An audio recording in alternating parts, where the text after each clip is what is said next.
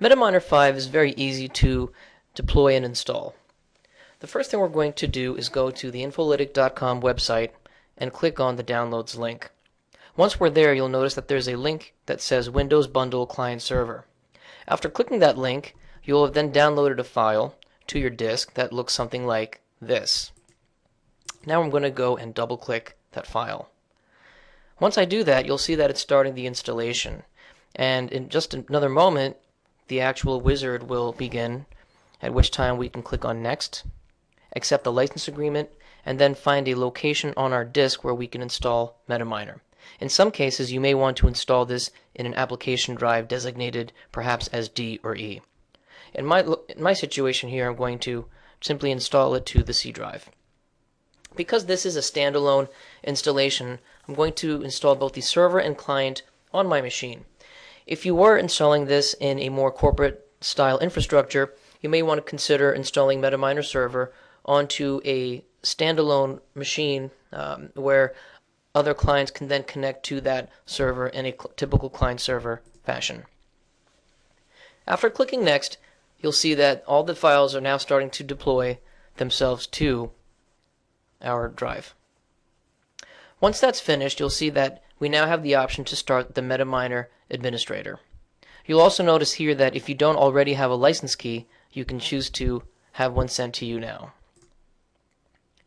After clicking Finish, you'll notice that the MetaMiner administrator now appears. It's a very simple user interface that allows you to configure and add any one or more number of CMS servers to your configuration, and then in just a moment after be able to connect and instantly browse and analyze all of your landscape metadata. In our scenario today, we're going to look at our Production CMS XI3 machine. This server is called Test 1260, and its InfoView URL looks something like this.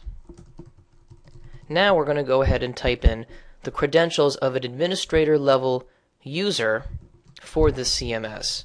Now you'll notice here that the tooltip actually recommends that we use something other than administrator, especially useful for when we're extracting deeper metadata and want to make sure that our audit events are not flagged as an administrator event but something specific to MetaMiner. So for that reason, I have a user called MetaMiner Test 1260 admin. Now we can also go ahead and configure an audit database. Again, my installation is on that same server. And if you're not using SQL Server, you can always use Oracle as well, if that's what your audit database is built on. So I write MM1260 BOE audit, and then my credentials. Okay, so now you can see that we've created one entry for my first CMS.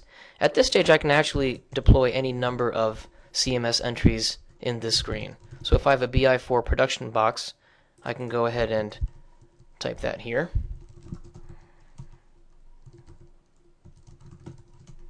And here, we'll use a BI41 admin. And for whatever reason, I may not have an audit database set up. So if I uncheck this, you'll see that it's telling us that there's a few capabilities we will not be able to leverage by not associating this entry with an audit database. After clicking OK, you'll notice that the second entry is also added. In the second section, we have the ability to configure our MetaMiner database configuration. Now currently, you can use either H2, which is the Infolytic embedded database, SQL Server, or Oracle. This database is where all of our near real-time metadata will be captured to allow you to fully analyze your entire BI landscape. Finally, we have a license file entry. Here, we're going to click on Open, and we're going to browse to where we saved the license key. Okay, and in this case, I put it in my downloads.